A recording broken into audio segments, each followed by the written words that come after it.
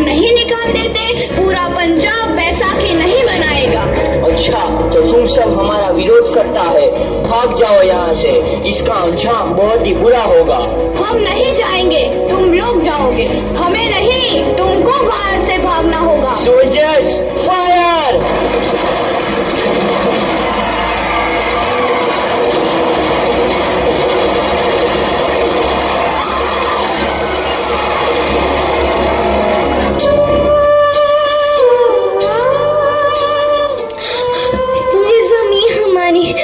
ये धरती हमारी, ये खेत हमारे। अभी थोड़ी देर पहले हमारी ये फसलें लहरा रही थी, पर इन अंग्रेजों ने हमारी फसलें बर्बाद कर दी। इन अंग्रेजों ने एक ही झटके में इन सब फसलों को काट दिया। अंग्रेजों, तुम्हारे इस अत्याचार से हम डरेंगे नहीं, इस अत्याचार का बदला लेकर रहेंगे, हम आजादी लेकर रहेंगे। जलियांवाला बाग हर हिंदुस्तानी की आंख नम कर गया। इस कांड में कितने मासूमों की आहुति चढ़ गई, इतनी हैवानियत से इंसानियत कत्ल कर दी गई। जलियांवाला बाग के हत्याकांड ने आजादी की आग में घी देने का काम किया। मासूम औरतों, बच्चों की दर्द भरी चीखें और सिसकियां इनकलाब का गूंज बनकर उभरी। लाला लाजपत राय, भगत सिंह, राजगुरु, सुखदेव सरीखे क्रांतिकारियों ने भारत की इस जमीन से विदेशी दरिंदों को निकाल फेंकने के मंसूबे मजबूत कर लिए। 8 अप्रैल 1929 लाला लाजपत राय के नेतृत्व में साइमन कमीशन के खिलाफ एक भारी जुलूस निकाला गया। Simon commission, Simon commission, Simon commission, Simon commission, Simon commission, Simon commission, Simon commission, Simon commission, Simon commission. बेवकूफ इंडियंस, तुमको हमारी बात समझ में नहीं आती। Stop please. साइमन कमीशन नहीं मानता। अच्छा, स्टॉप दिस। लाला जी, आप आगे बढ़ो, हम आपके साथ हैं। लाला जी, संघर्ष करो, हम आपके साथ हैं। लाला जी, संघर्ष करो, हम आपके साथ हैं। लाठी चार्ज करो।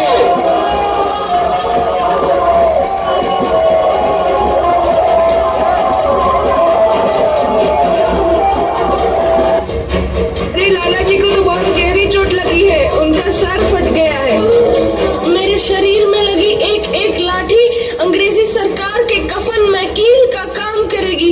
ये आजादी की लड़ाई रुकनी नहीं चाहिए। ये जिम्मेदारी मैं तुम सबको सौंप कर जा रहा हूँ। लाला लाजपत राय की दर्दनाक मौत के बाद भगत सिंह, सुखदेव, राजगुरु वतन के इन मतवालों के खून में ऐसा उबाल आया जिसका सामना करना अंग्रेजी सरकार के लिए मुश्किल हो गया। अंग्रेजों को करारा जवाब देने के लिए स्कॉट और सैंडर्स को मारने की रूपरेखा रची गई।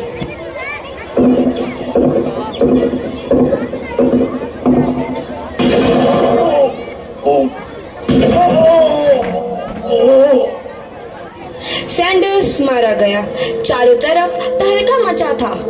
दीवारों पर लिखा था, लाला जी की मौत का बदला ले लिया गया है। भगत सिंह समेत सभी वहां से फरार हो गए। 8 अप्रैल 1929 दिल्ली में ब्रिटिश सरकार की सेंट्रल लेजिस्लेटिव असेंबली की बैठक में 2 बम धमाके की आवाज सुनाई दी।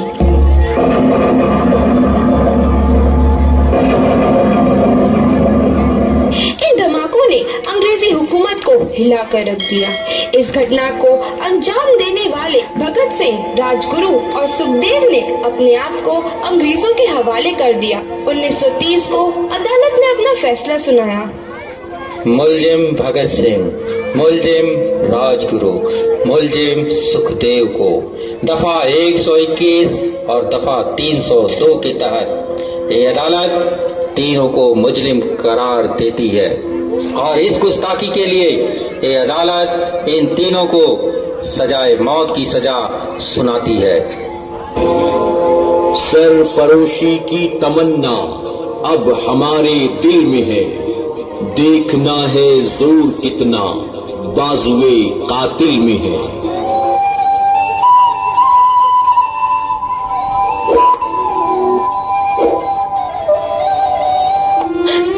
पुत्र की हाल है तेरा। मैं चंगा हूँ माँ, फिक्र करने की कोई गल नहीं। पुत्र, मेरा दिल तेरी तरह पत्थर दिल नहीं होगा। तेरी ये गला सुन के मेरा कलेजा फटे जा रहा है। माँ, मेरा दिल कोई पत्थर जैसा नहीं है, एक वतन परस्त का दिल है जो मेरे देश प्रेम के जज्बे को ताकत देता है। बेटा, मेरे लाल। माँ, आज मेरी तपस्या पूरी होने जा रही है। जे तू रोई तो मैंने तकलीफ होइया। सोच, तेरा पुत्र आज शादी करने वास्ते जा रहा है। फर्क केवल इतना है, वो घोड़ी पर नहीं फांसी पर चढ़ने वास्ते जा रहा है। आज तू क्रांतिकारी की माँ है, कल तू एक शहीद की माँ होगी। माँ। पुत्र भगत, तू इतनी छोटी उम्र में हम सबको छोड़ के चला जाएगा। तूने जिंदगी में देखा ही क्या है पुत्र? मैंने अपनी माँ देखी है, जिसने मुझे एक ही बात बताई है कि बेटे, अपने देश के लिए एक बार मरना 100 बार जन्म लेने के बराबर होता है। अच्छा माँ, अब आशीर्वाद दे, आखिरी बार विदाई लेने का समय आ गया है। भगत, मेरे लाल।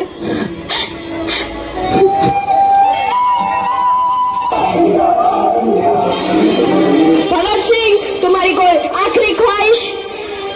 हमारे हाथ खोल दिए जाए। हम तीनों दोस्त एक दूसरे से गले मिलना चाहते हैं। उनके हाथ खोल दिए जाए।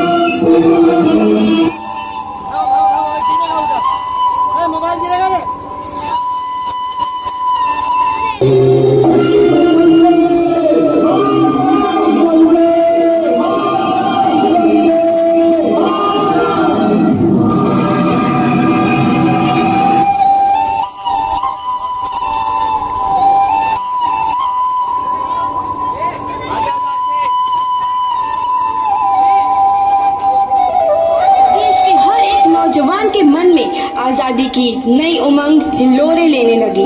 अंग्रेजों भारत छोड़ो का नारा जोर पकड़ रहा था। सबने एक आजाद भारत का सपना देखना आरंभ कर दिया था। हर कोई अपने अपने ढंग से इस महायज्ञ में अपनी आहुति दे रहा था। सुभाष चंद्र बोस, रानी लक्ष्मीबाई, तात्या टोपे और मंगल पांडे जैसे शहीदों की कुर्बानी रंग लाई। 15 अगस्त 1947 को भारत आजाद हुआ।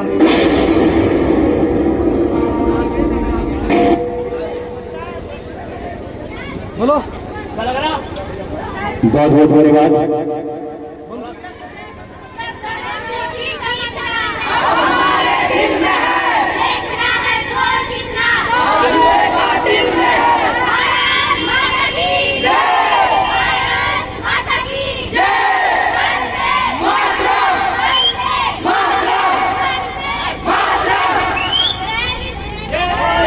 बहुत बहुत धन्यवाद।